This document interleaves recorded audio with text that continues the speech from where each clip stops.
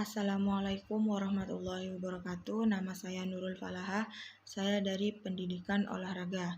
Di sini saya akan menjelaskan tentang perkembangan emosi. Pengertian dari perkembangan emosi adalah proses yang berjalan secara perlahan dan seseorang dapat mengontrol dirinya ketika menemukan rasa nyaman.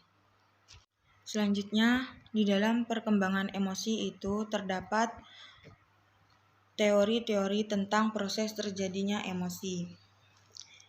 Yang pertama, teori James Lange. James Lange berpendapat bahwa sebuah peristiwa menyebabkan rangsangan fisiologis terlebih dahulu, dan kemudian seseorang menafsirkan rangsangan ini. Setelah interpretasi dari rangsangan terjadi, seseorang itu mengalami emosi. Jika seseorang tidak menyadari atau tidak memikirkan rangsangan tersebut, maka dia tidak mengalami emosi yang didasari pada rangsangan tersebut. Kemudian teori selanjutnya yaitu teori Merriam-Webster.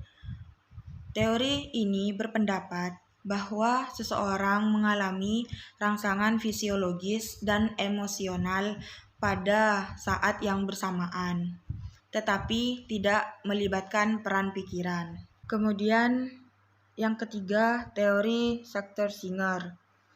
Menurut teori ini, suatu peristiwa pertama yang menyebabkan rangsangan fisiologis.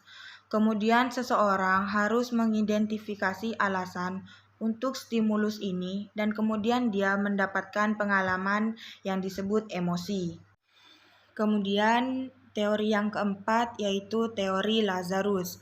Teori Lazarus menyatakan bahwa pikiran harus datang sebelum emosi atau rangsangan fisiologis. Dengan kata lain, seseorang harus terlebih dahulu berpikir tentang situasi sebelum dia mengalami emosi. Teori yang kelima yaitu teori facial feedback atau umpan balik wajah. Menurut teori ini, emosi adalah pengalaman perubahan pada otot wajah seseorang. Ketika seseorang senyum, kemudian dia mengalami kesenangan atau kebahagiaan. Ketika dia cemberut, kemudian dia mengalami kesedihan. Perubahan pada otot-otot di wajah seseorang merupakan isyarat otak yang didasari oleh emosi. Kemudian ada tahap-tahap perkembangan emosi. Perkembangan emosional dimulai pada usia dini, ketika anak-anak masuk ke dunia taman kanak-kanak dan prasekolah, melalui interaksi mereka dengan orang lain. Anak-anak mengembangkan kemampuan sosial dan intelektualnya. Perkembangan emosional dan intelektual biasanya berjalan beriringan untuk membantu anak-anak mengembangkan kemampuan sosialnya. Karena interaksi antara anak-anak dan orang dewasa menciptakan kesehatan emosional. Mungkin itu saja yang bisa saya jelaskan tentang perkembangan emosi. Kurang lebihnya mohon maaf. Wassalamualaikum warahmatullahi wabarakatuh.